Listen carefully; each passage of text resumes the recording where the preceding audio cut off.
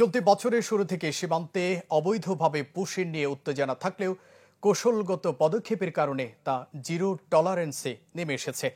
দুপুরে খাগড়াছড়ির মাটিরাঙ্গার জামিনীপাড়া zone ২৩ BGB battalion সদরে সংবাদ সম্মেলনে কথা জানান জোন অধিনায়ক লেফটেন্যান্ট কর্নেল খালিদ ইবনে হোসেন। বলেন, সীমান্ত সুরক্ষায় বিজিবির সক্ষমতা বাড়াতে বিওপি বাড়ানো সহ পার্বত্য চট্টগ্রামে অপারেশন উত্তরণের আওতায় অবৈধ অস্ত্রধারীদের বিরুদ্ধে অভিযান অব্যাহত আছে।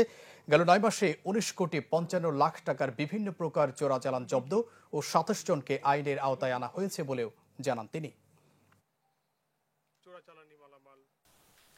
Border guard Bangladesh Chittagong region সীমান্তের নিরাপত্তা নিশ্চিতের পাশাপাশি কঠোর নজরদারি ও সক্রিয় টহলের মাধ্যমে গত ৯ মাস সফল অভিযান পরিচালনার মাধ্যমে ২৭ জন আসামি সহ আনুমানিক ২৫ লক্ষ টাকা মূল্যমানের মাদক, ১৯,৩০,০০,০০০ টাকা মূল্যমানের অন্যান্য মালামাল সহ সর্বমোট ১৯,৫৫,০০,০০০ টাকার বিভিন্ন প্রকার চোরাচালানি মালামাল আটক করতে সক্ষম হয়।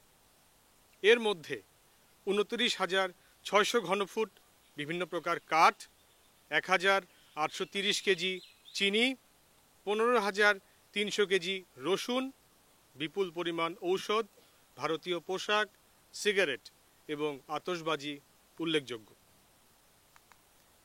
সীমান্ত এবং সীমান্তবর্তী এলাকায় সফল অভিযান পরিচালনার মাধ্যমে জানুয়ারি ২০২৫ হতে সেপ্টেম্বর ২০২৫ পর্যন্ত সর্বমোট ৩টি দেশীয় রাইফেল, একটি শটগান, ৫টি পিস্তল, ৫০০ গ্রাম গান পাউডার এবং ৩৫ রাউন্ড গুলি উদ্ধার করতে সক্ষম হয়।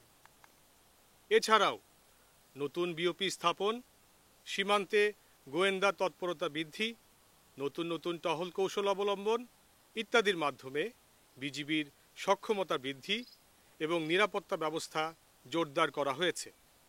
সীমান্তের ওপারে গোয়েন্দা নজরদারি বৃদ্ধিসহ সীমান্ত এলাকায় বসবাসরত জনসাধারণকে প্রতিনিয়ত প্রেরণা প্রদান করে তাদেরকে সাথে নিয়ে টহল তৎপরতা বৃদ্ধির মাধ্যমে পুশিন প্রতিরোধ করা হচ্ছে।